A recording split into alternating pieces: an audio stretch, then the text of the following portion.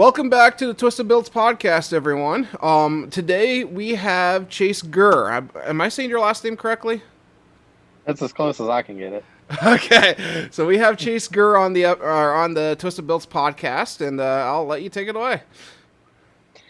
Well, I'm Chase. I do autocross. I do rallycross. I'm doing some track days next year, trying to get in time trials with a 91 Camaro running a Speeduino because V8s with Speeduino is awesome. Yep, that's where it's at.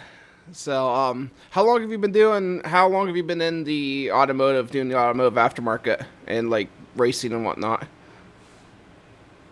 I've always liked it, but never learned anything until about 5 years ago, and it's been a slow process because you know how it is. Oh, I know. There's a lot to learn, but you never know who to trust.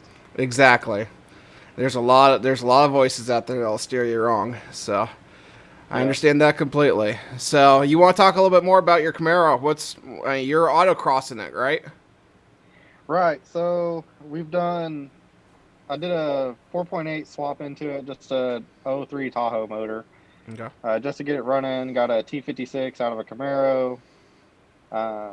Everything else has been hack and slash together besides suspension. I mean, the dash is just aluminum with cardboard top. Got some cheap PDM. Got a Raspberry Pi for the dash. Okay. But the suspension's pretty awesome. I got weight jacks, fully adjustable conies. Weight jacks? Yep. What? So explain.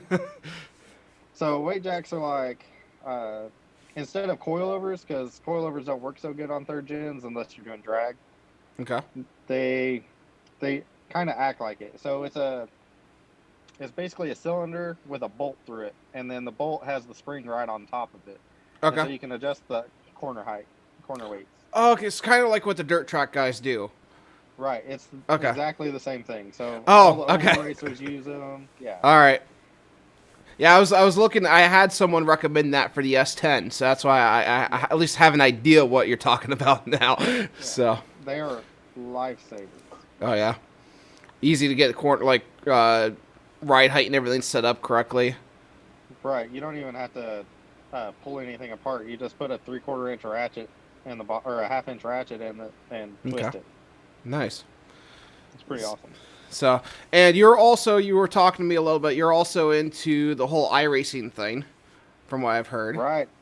I do a lot of sim stuff now. I run on Sundays, I run Miatas with a group.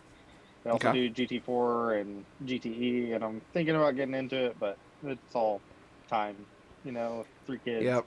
Yeah, I understand. Well, I only have 1 kid so far and 1 on the way, but I understand the time thing. Congrats, by the way. Thank you. It's It doesn't get harder, but it doesn't get easier. I've heard. I've definitely heard. So, so you're running a Speeduino on your Camaro on the 4.8, correct? All right. Yep. So how long? I've had it. The inspection just went out, so a year and a half. Okay. All right. So, granted, it's basically track only. I do drive it around every now and then, but the only hiccups I have are because of my own wiring. Like, my inlet air sensor just reads negative 32 degrees at all times because the wire failed. Yeah.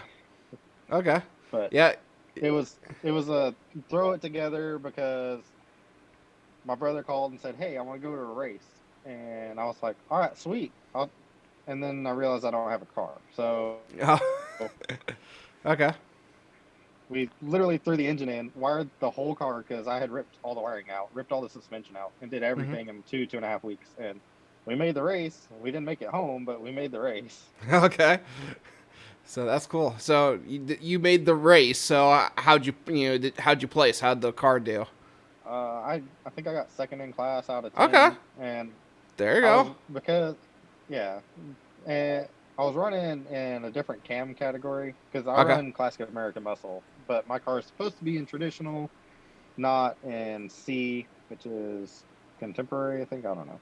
Okay. It's basically the new edge stuff. So all the 5th and 6th gen Camaros, the new Mustangs, all that stuff I was running with. Okay. So it was those guys are all on like 305 tires. I'm on 275, so it's hard to fight, but I have a little less weight, so it kind of Okay. balances out. I gotcha. But you just switch classes. Well, I did because I wanted people to run it. I know almost nothing about autocross at all. I've never been to an autocross event. That's why I'm curious how it all goes down and how it all works. So there's multiple classes. I'm assuming for different suspensions or different engine setups, or how is it done? Right.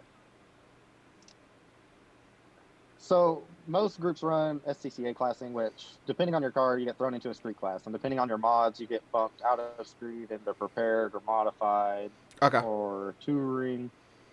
And there's a couple of catch-all classes like XA and Cam. Cam, you can basically do whatever you want to your car. The X class is basically whatever you want to your car, which is more. It's to help bring people in and do it.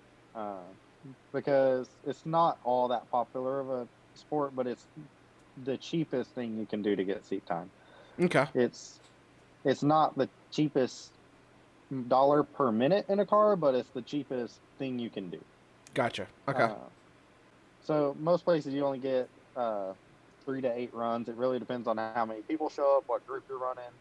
Okay. All of my local groups do at least 6, which is awesome. And it's all just timed events. So you pull up to the starting line, they wave you by, and you run through as quick as you can. It's all tight technical stuff. Okay. And you don't really have a straightaway. The biggest straightaway you're going to have is like a long slight corner, and it's normally going to end in a slalom or something that's going to make you brake hard, which is a lot of fun. It's a lot of in-your-face driving. Okay. On track, you get to the straightaway, and it's like, oh, okay, I can take a break for a second. But at autocross, it's that 50, 60 seconds you're doing it. It's just slam. Like, you don't have time to breathe. You don't have time to think. Anybody that rides with you is like, what on earth just happened? It just goes so fast. It's crazy. Oh, that's great. I would love to try. I haven't found any autocross events around me or close by. I'm sure there's a couple. I know of one group close to you. It's not even close to you, really, but what's the group? Myrtle. It's not Myrtle Beach. It's south of there. I can't remember the town. Okay. Charleston? No. That's way south. That's what. Oh yeah, it is way south. I'm in PA. Okay, what? Oh. That's right. I don't know any of. I'm thinking New Jersey Raceway Park might have one. Yeah. I mean that's like probably 200 miles away from me, but besides for that, but no, I've always been. I've been thinking about maybe taking the S-Town once I get it done to an event like that. But again, I've never done it. I've never even really seen it. I've seen some stuff on YouTube, but that's been about it. So yeah. So how'd you get into doing autocross? Did you have a buddy invite you, or you just kind of find out it was local, or? So when I was up in South Carolina, I saw something about it and started to kind of get my car ready. Okay. Didn't actually do it because I was military, and they're real picky about, oh, you need a safety thing and interview with the commander and make sure everything's kosher. And that's kind of ridiculous. So for what it is, really. So when I came back home after I got out, my dad sent me an email, said, hey, the First Gen Camaro Club's doing this event. Do you want to go do it? And it was an autocross that they had private set up. Okay. And it was cool because we'd get to go out there, and it was basically like unlimited runs. I think I did 13 runs that day. And we didn't have to do a work assignment, which was awesome. And from there, I was hooked. I think I got second. Yeah, whoa, that was weird. I got second in my class that day, too. And from then on, it was like, how often can I find these things? And gotcha. Fortunately, where I'm at, it's like every other weekend you can find one. Oh, nice. If you have enough tire to do it, Yeah. You go through a lot of tires doing that. You can. I was using terrible tires, so you go through them very fast. But gotcha. The good kind of tires you can get I don't know, anywhere between 15, 30 events on them. Okay. All right. So that's cool. So how'd you get into Speeduino? How'd you learn about that? Was it the price point or? It was a mix of a lot of things. Okay. I was already kind of in Arduino for. The entire body system in my car was designed off of Arduino. I was Okay. using like ULN 2003s to run lights, tail lights, everything. Mm-hmm. And I saw somebody post on Reddit one day like, "Oh, my Miata is running on a Speeduino," and I was like, "What the hell is that? That sounds awesome." And so I dug into it a bit, and my car still was in pieces, or it Mm-hmm. wasn't even in pieces yet. And I was like, "This sounds awesome." And then later on, I just didn't get around to it because it took so long to get my engine ready. Mm-hmm. And by the time I actually got my car apart and ready to switch the engine, I saw Speeduino stuff start coming up again because I was in the forums, so I'd get Okay. an email every now and then, basically. And whatever update it was like, no, that sounds like it's a lot closer to what I need. And Mm-hmm. then it was the toss up: do I pay for HP tuners, which is like $400 or $500? Do Yep. I find a buddy and spend $200 on licenses and have him tune my car and not have access to anything until I have his laptop? Or Mm-hmm. do I just bite this bullet with basically $115 ECU, you know? And so I ended up getting this, what is it? The Fish Dog, Okay. the Yep. UA4C, and I just wired it in, and I don't know how I got so lucky. Everything, it turned on, it ran. Granted, I had the 24X setting, which I'm sure you had the joy of Finding out how that trying. works. Yes. Yeah, and it doesn't, Yeah. as you found Exactly. out.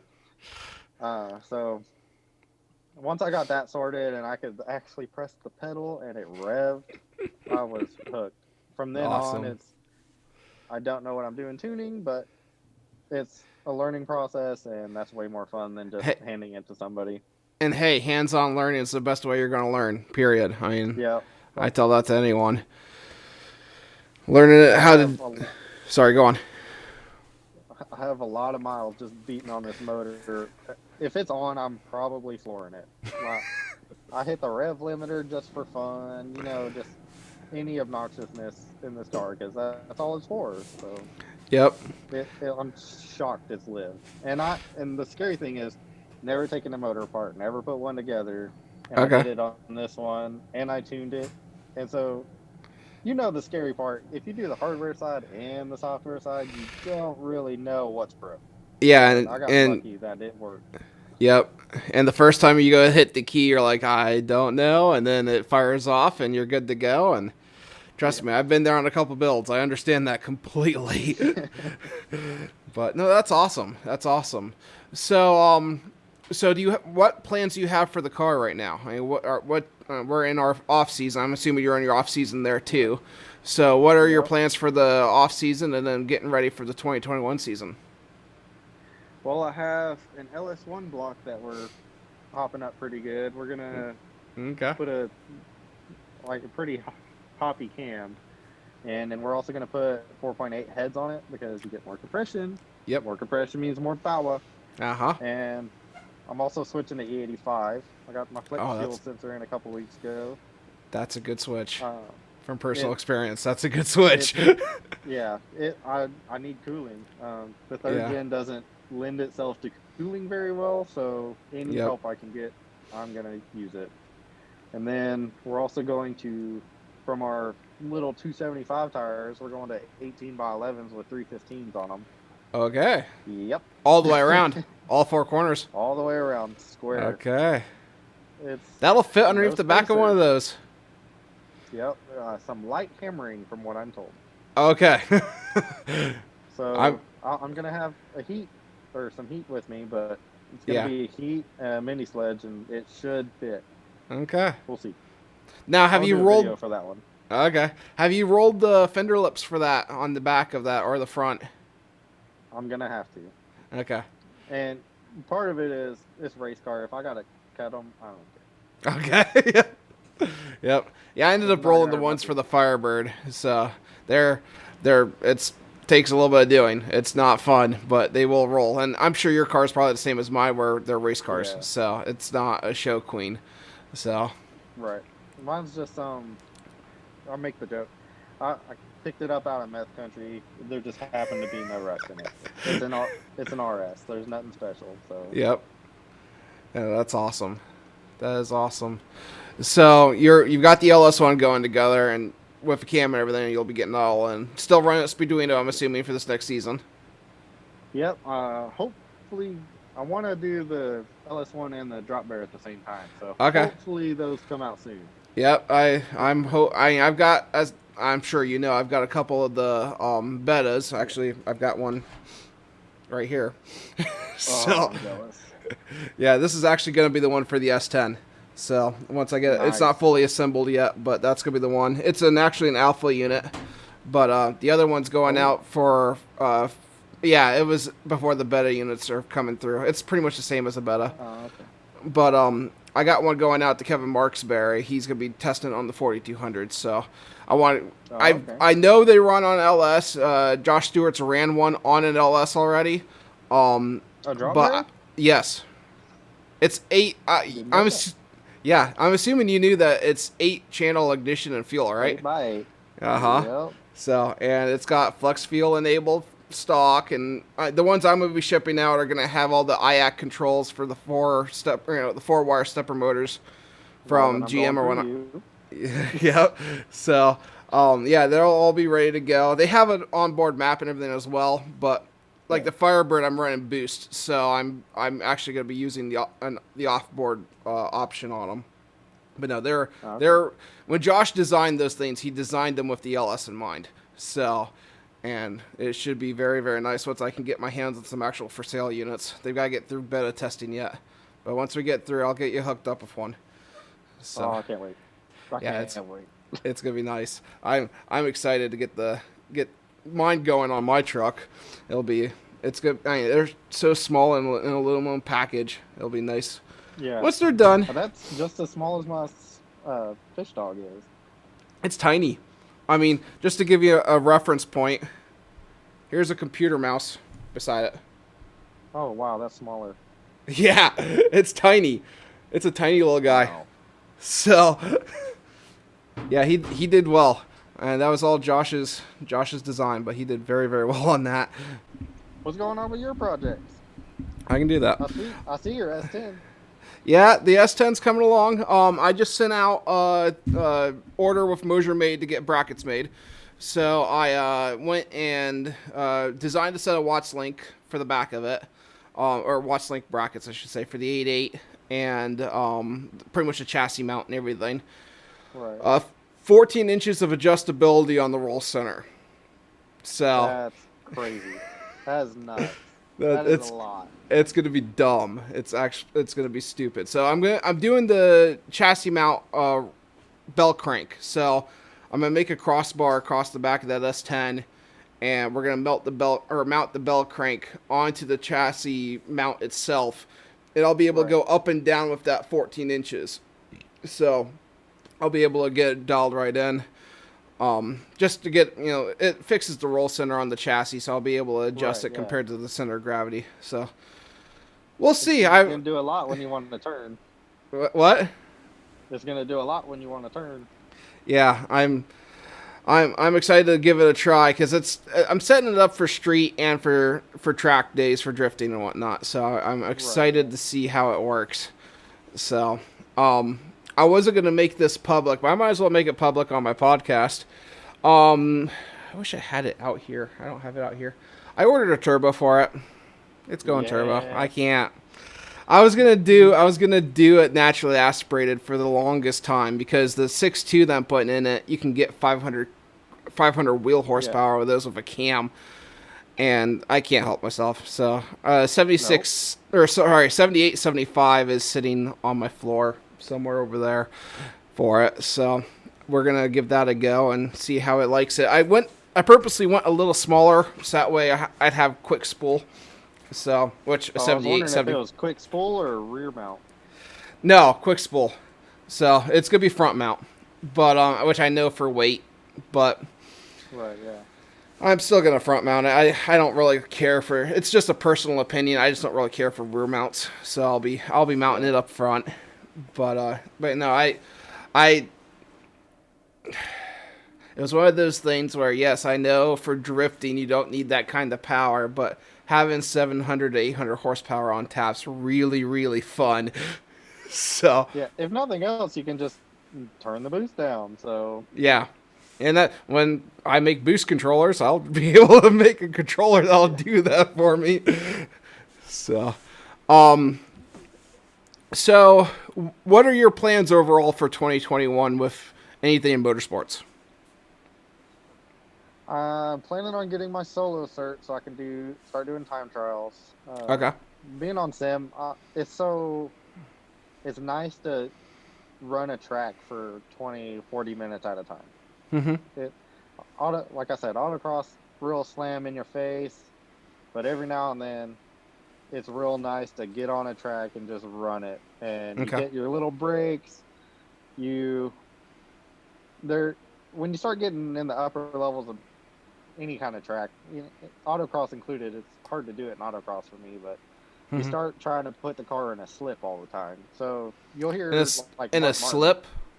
Excuse me again. I'm completely green with this. So the where I learned how to say it like that was listening to Mark Martin talk about how he did all his stuff, and his racing is awesome. If you want to listen to like his first 10 podcasts, it's amazing. But you basically want the back end of the car sliding just a little bit. You get a bigger contact patch on the ground. You get a little more rotation in the car, and if you set your car up right, it'll oversteer slightly under braking and slightly off throttle. But when you start getting back on the throttle, it'll catch and it'll stop sliding as long as you don't just punch it. And I got my car to do it 2, maybe 3 times at my last event, and it was the best feeling. So I got to do it on track now because it's easier to be consistent on a track. Mm-hmm. So that learning that in my car is my plan. So is that suspension setup or is that just all drive? It's a lot. So doing the off-throttle part includes ECU. Mostly it's suspension, where your corner weights are, your sway bars, your springs. Pretty much everything comes into it. If your mounts are crap, then you're going to slip right past where you want to be and just slide out. So everything's got to be somewhat dialed. Okay. And going to this bigger rover is probably going to throw it off, and I'm going to have to reset everything to try and get back to achieving that. Okay. But just learning how to adjust my car correctly and get it out. Gotcha. And get it out on track. What made you want to get into drifting? Like, where was your inspiration in that? Very, very young. I first got a taste of it in a customer. My parents used to own an automotive repair shop, and I had a customer take me for a test drive once, and we might have gotten a little sideways on that drive. It was more of a power slide. It wasn't really drifting. Right. Yeah. But ever since that point, and I raced dirt track, and I didn't really grow up around a dirt track, but I did what? Lucky. It was front wheel drive stuff, but I got my fun. Yeah, it was still a blast. I did it for a season. It was great, and I was able to get that car to, like, the way I set that car up. The car dog tracked 11 inches. It almost would not drive on a trailer. Like, we had issues getting it up on a trailer because what would happen was I would have to put the driver's side front tire and rub the one edge of the trailer to get the rear to go on the other side, and it's somewhat clear to go up on the trailer. It was that sideways. Wow. That's nuts. Set it up that way, though, you could actually get that front wheel drive car to rotate on dirt. And that kind of feeling, and just doing stuff like that, and go-karts and stuff growing up. I've always loved drifting. Just the feeling for it. I grew up pretty much, and everything I've done so far has been in drag racing. The Firebird's been in drag racing. I had an old 90 truck that I drag raced I think twice. Mainly it was street stuff when I was young and dumb and didn't know any better. Right. I've in a drag race situation, don't get me wrong, it's awesome, but you're only in the car for 10 seconds or less at a time. And your goal is to be in that, in there less and less time. And the thrill isn't there as long. So, like, I remember with dirt track racing, you're out there on the track for minutes at a time, we'd do like 20 lap features or whatever. Right. And, it's just that thrill of racing. You're out there doing it a lot longer than just like you're making a pass down the track and then you're done. And then you wait for a while and do it again. It's a blast, but it's just not the same length of time doing it, I guess. It's a different adrenaline rush. Yeah. Exactly. Talks about it real good. Like, he loves drag, but he's wanting to do drift and stuff because it's over a longer time. Drag is a lot real quick and then have fun in the pits for a while before you can actually go race again. Exactly. So drifting, the truck, like definitely with the truck build, I'm setting it up to go drifting. There is local drifting stuff going on in my area. So that's one of the reasons why I'm doing it. There's not a pile of autocross, but there's some drift stuff in the area. So that's the main reason why I want to do this. And I've always wanted to build a runner. So, we have state inspection and everything here for our cars. I'm making the truck build pass safety inspection so I can drive it if I want to 5 days a week to go to work and whatnot. But go drifting on the weekends or go hit a track somewhere and go have fun. Right. I still plan on taking it to my local drag strip as well, just to see what it'll do. But it won't be geared towards that. It'll be geared towards towards handling instead of just straights. So the Firebird was simple to get the setup to go in a straight line, but this is the first actual build I've ever done that I'm going to corner with it. So I'm just excited to get done. We're going to have to meet up at Tail of the Dragon, then. I would love to do that one day. It'll probably happen at some point in a short time. Yeah. So no, I would love to trailer it out there at some point. I could probably drive it all the way down there, but I'd probably trailer at that point just to make sure I had a ride home in case something were to break. That's my thought. Yeah. But no, I am excited. It's a bit of a long haul. I'm just about finishing up the rear suspension and then I'm moving on to the front. And the front's going to be just as trick as the rear. So I've already kind of got an idea figured out for that. The way I did the rear axle, it's an 8.8, which I'm sure you're aware of being a third gen guy. But are you running a factory rear? Are you running a factory rear? Okay. It's not going to last. Yeah. As soon as those 315s on, I'm going to burn those clutches up. I know, but I'm going to try it. Yep. Hey, I made a 7.5 rear work for, I think it was like 500 some wheel horsepower is what it calculated to weight mile an hour. So give it a go. See what it does. I don't think we'll push that much, but it's going to burn that LSD up pretty quick. Yeah.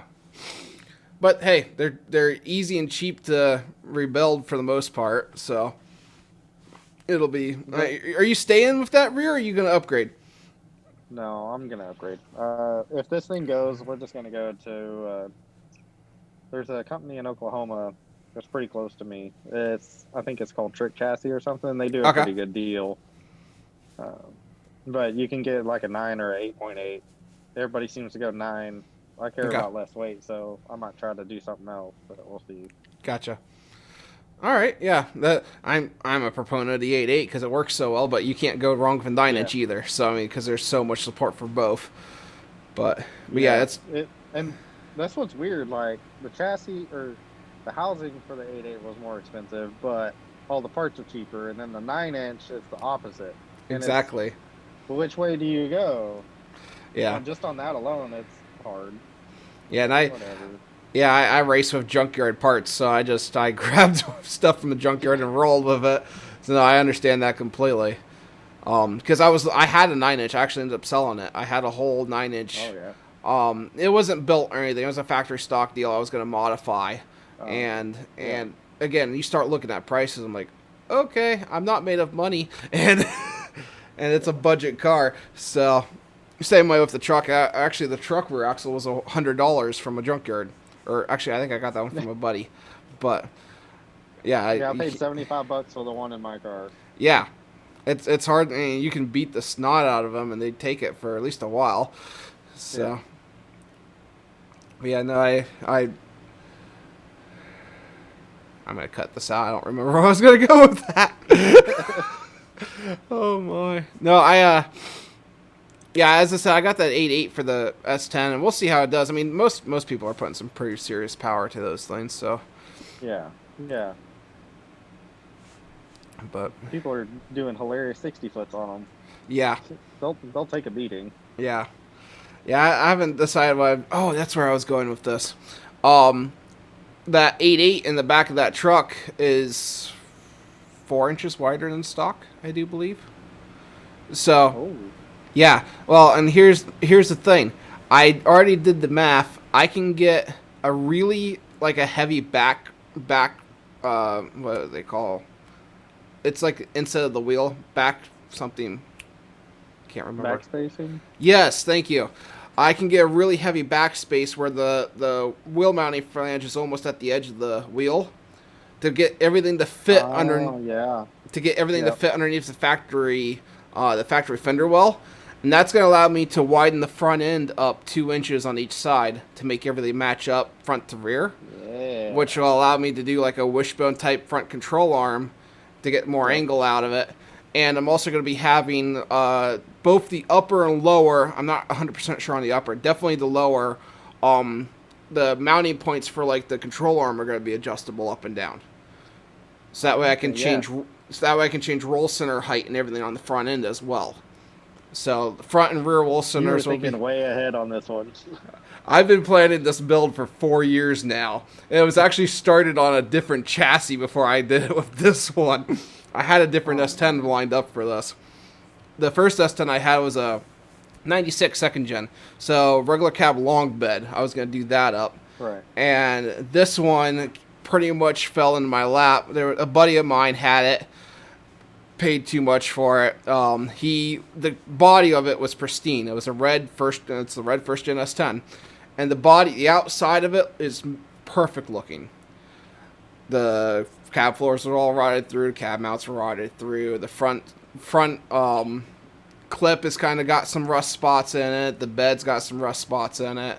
And he didn't realize this when he bought it because the truck looked clean. Yeah. So I ended up selling the 96 I had for $400 and buying this one, first gen, for $400. And that's where that whole mess started. So I had the other one for years before I had this one. Right. I've been planning parts collecting and planning all this entire time, just figuring out how I wanted to do suspension and everything like that. And I wanted to do a set 2-wheel drive. This was a 4-wheel drive. So I got another parts truck from a former coworker for, I think it was like a $200,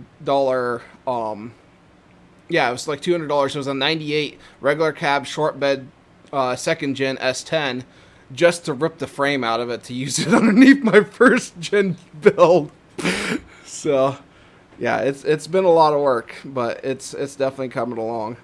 I'm a glutton for punishment, so it'll be worth it when it's done. If it works, it works.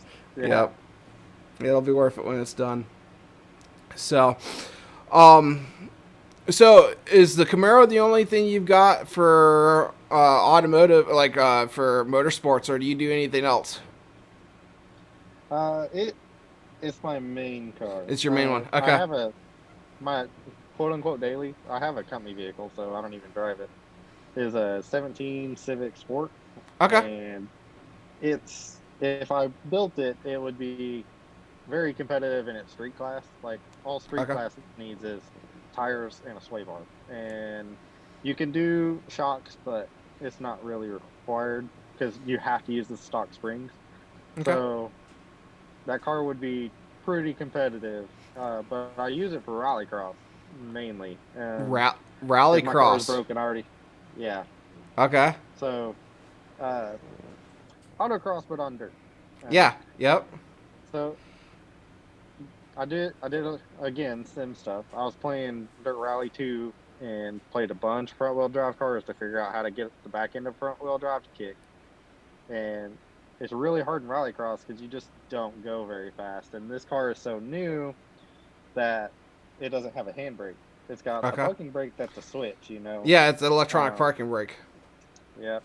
So I don't have that to pull, and it's also a turbo, which is awesome, except you can't brake boost it. So in rallycross, you kind of want to ride that brake a little bit, just because it'll cause the car to turn. Okay. Because it'll slow the back wheels down, causes a difference, makes things start slidey, as far as I understand it, anyways. Mhm. And when you do that in a new car, you have no boost. So the first half of the day, I was riding the brake. I had my foot at least touching the brake, and that was enough to trip it. And I had no turbo for the first half a day. And when I had a buddy riding with me, he was like, "Hey, is this what you're doing?" I was like, "Yeah." He's like, "Well, you might not want to do that because this car, you can't power brake it." Everything just clicked. And I gained a second and a half on the very next lap. It was like, oh, Okay. oh, there's boost. That's what happened. So Okay. it's a learning curve because it's a new car, but Mhm. hopefully I weasel my way into somebody else's car next season and Okay. I can run theirs, hopefully without all this technology holding me back. So, with rallycross, isn't it more effective to use like an all-wheel drive car, or are you still competitive with a front wheel? You would think, but the thing about both the crosses really is a small car helps a ton Okay. and lightweight helps a ton. And Okay. the all-wheel drive stuff does keep up pretty good, but it's really hard to beat like a early 90s, late 80s Civic or CRX. Okay. They just come apart so easy. They have way more power than they should compared to their weight compared to other things that can be in the class. And the classes are actually really simple. It's either front wheel, rear wheel, or all wheel, and either stock, modified, or prepared. Okay. So you mix whatever two, and that's your class. And it so you're not really running against them, but the front wheel just has such an advantage when you can make them so light. The back just slides so easy.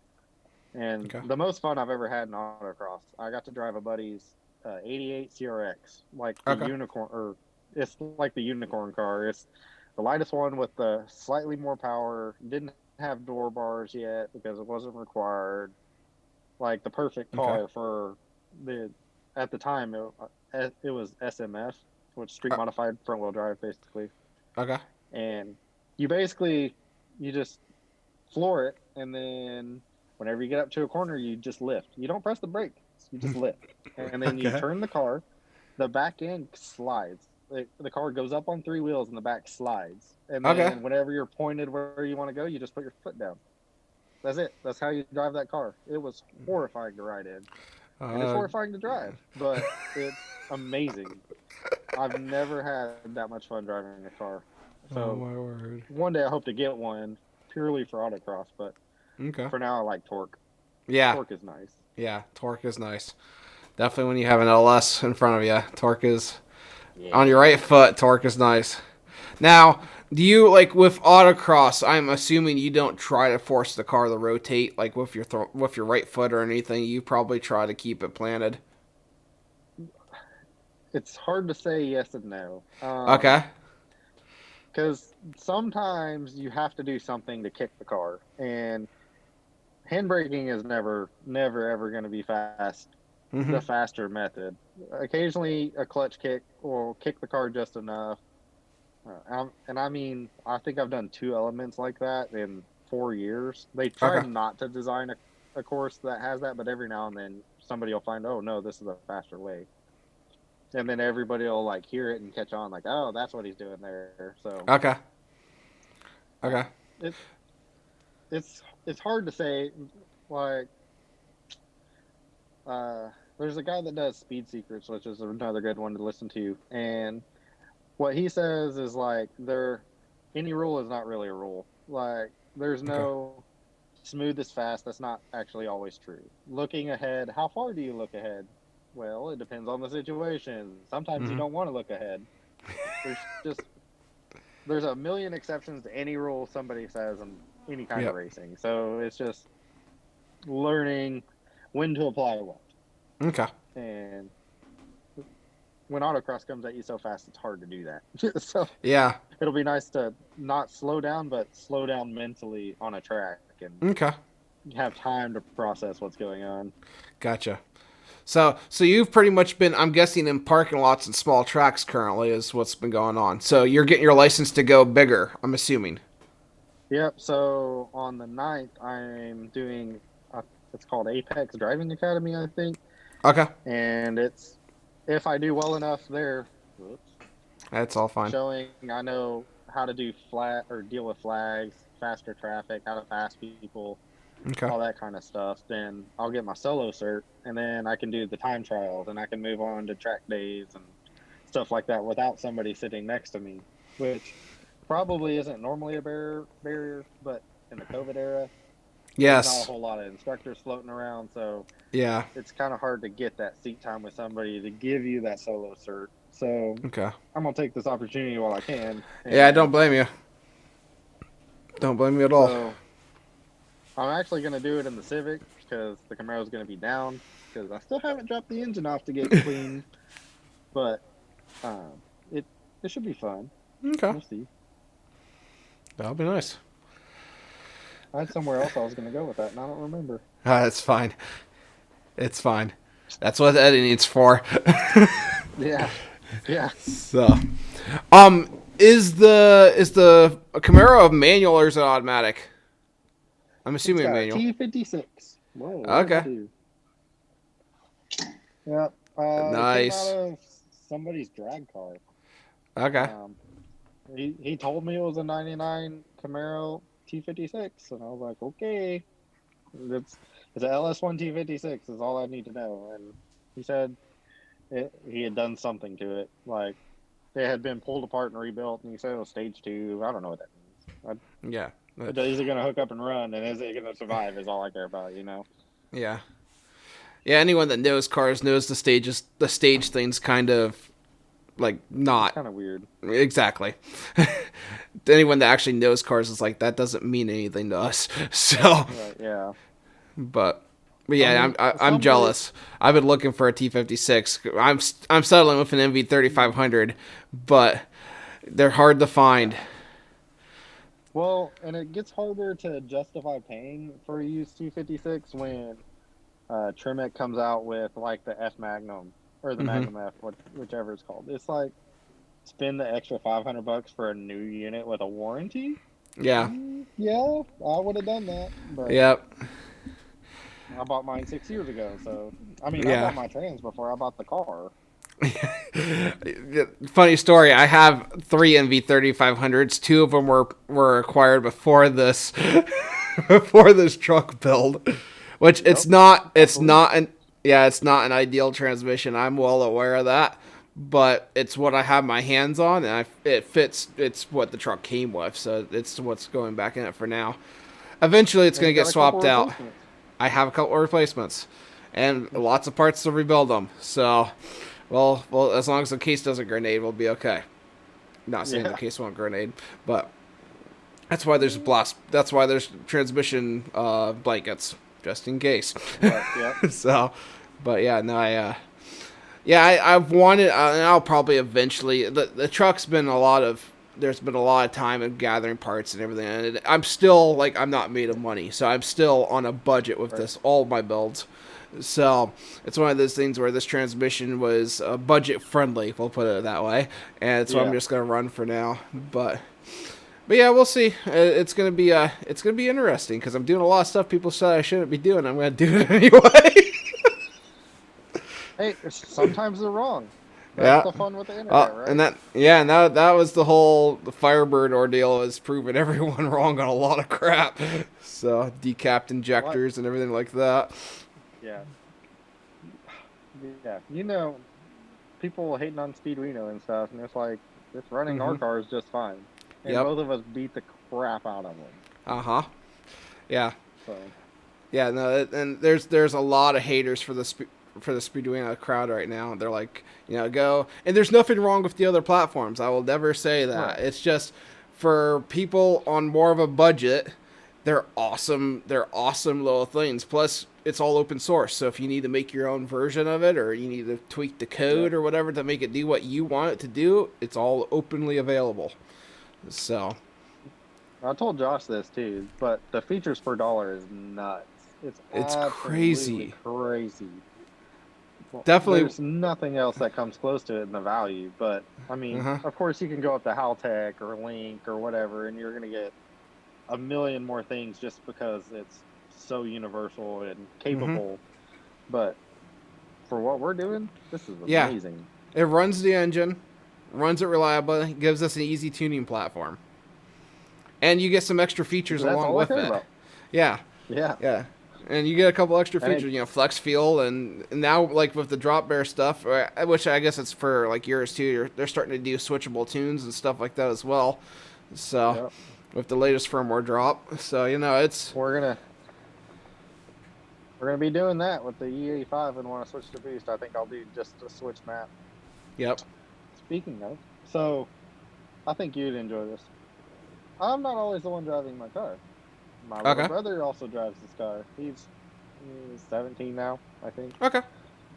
Well, he should not have turboed power on this foot. So, how do you get rid of a turbo? A boost controller can do some, but a wastegate can only let go so much, right? So I'm gonna use cutouts. Cross cutouts to bypass the turbo, and then we're gonna have a switch tune. Say, nope, this is the NA tune. Okay, that'll work good.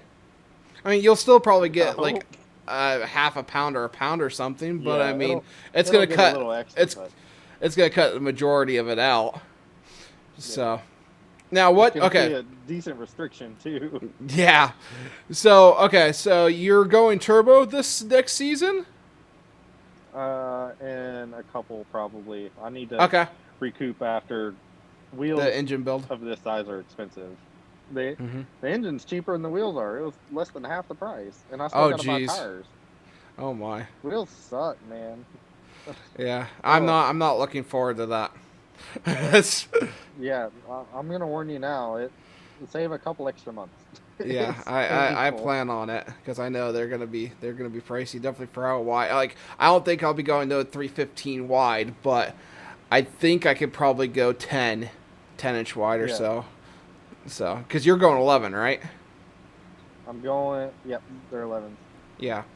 Yeah, I don't know if I'll fit 11s, but I think I can fit 10-inch wide, so that's probably, what, like a 305 or something like that, or a 295. I've seen people putting 315s on them, too, but I think it's supposed to be a 305. Yeah. Plenty wide enough for what I'm doing. So, especially when you're burning tires, you want a little smaller because it's a lot less expensive. Yeah. So now we'll see how that goes. I haven't even looked into wheel options yet at all. I just haven't I'm trying to avoid that part of the build for as long as possible because I know it's gonna hurt. You can run stockers for a long time, and used tires are cheap. That's the way I did this car for a while. Yeah. That's, well, like the Firebird with, you know, burn-off tires or burnout tires. That's the way I do it. I run Jeep wheels, which have a good offset, because I did the same thing with that Firebird. It's got a wider rear axle than stock. So Jeep, like Jeep Cherokee wheels or something, have a really good backspace, like a really far backspace. So you can. That was the same bolt pattern. It is 4.5 inch. Yep, they'll bolt right on. The hub cylinders and everything are the same. It's like a 16-inch Jeep Cherokee wheel. That's crazy. Yeah, I run two of them on the back of the Firebird with, get this, a 235 wide tire, and it went 10.9 at 130. With it doesn't 60 foot. Yeah, the car. But you pulled it all back. Well, I didn't pull it back. It just, the car's got a factory torque converter, so it doesn't 60 foot. That's the only thing saving me. I was hitting it with 100 shot of nitrous literally the second I let off the brakes. At like 1700 RPM, it was getting hit with 100 shot of nitrous to get those turbos to spool up. It survived. I have not a clue on earth how, but it was probably the ethanol fuel. I will swear by that stuff anymore. Oh, I know. I can't wait. I cannot wait. I home mixed mine a little bit because my fuel system was a little small, so I mixed it down to like E60. But still, I I was reading a lot today that apparently you don't actually build a whole lot of power after E50 or knock resistance. exactly, So, and that's why I was mixing it down. Because I was seeing the same thing. Anything past E50 is kind of pointless. So I was like, well, I'll go to E60 just to make sure I get all the octane I can out of it without running out fuel system. Seemed to work good for the car. So, and the Speeduino, like the newer Speeduino firmware that was last season, it'll do flex fuel just fine, and like you tune it in on gas, and then you put the flex fuel sensor in it and everything and set it up. You shouldn't have to retune it after that. So you should be able to flip between fuels without having to adjust a VE map or anything like that, and it should be just fine. It's really cool. So like if you get stuck around a pump that doesn't have E85, you can just toss pump fuel back into it, and you'll be good to go. So yeah, it's going to be a lot of fun once you get that set up on your car. There's somewhere I was going to go with that again, and I forgot. It's okay. I got to write stuff down. I got to start writing stuff down. I need to get in the habit of that myself for the podcast. I need to get like set up, things to talk about, whatnot beforehand. And me setting all this up for the new setup, it just took me forever. I didn't get to sit down and figure out what I wanted, all the subjects I wanted to go over. But what are you doing for your handbrake setup? Are you doing it inline, or are you doing dual calipers? Dual calipers, so 4 calipers on the rear axle. So, I actually had a buddy of mine, Mike Novak. He gave me another set of Exploder axle brackets. So if you cut them right down the middle, you can take them, bolt them on the rear axle, and then weld the cut up, and have 2 on each wheel for almost no money. That's a very simple way of doing it too. Yeah, I can't claim that idea. I actually got it from one of the sloppy guys. Chris Warda was the one that I think came up with it originally, and it's slicker than snot. Because as I said, just you cut the factory brackets, and if you get a second set of brackets, just cut them in half. You take a right and a left. You put them on one side, and same way on the other, and then you can get 2. I'm gonna have the rear calipers as my service brakes, and the front ones will be the handbrake. Nice. Wow. I wish it was that easy for me. When it's time for me to start doing drifty boy stuff, I have no idea how I'm going to do it. There's not a good way that I know of anyways, besides just getting an inline handbrake. Yeah. But that's a problem for a year or two down the road. So if you go 8.8, you can do the same thing.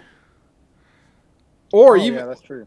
Yeah, and not even that. There's multiple different ways of doing it now. You don't even have to do it the way I did it. If you take the rear dust shields off, they make weld-on brackets for using I think it's a GMA body caliper.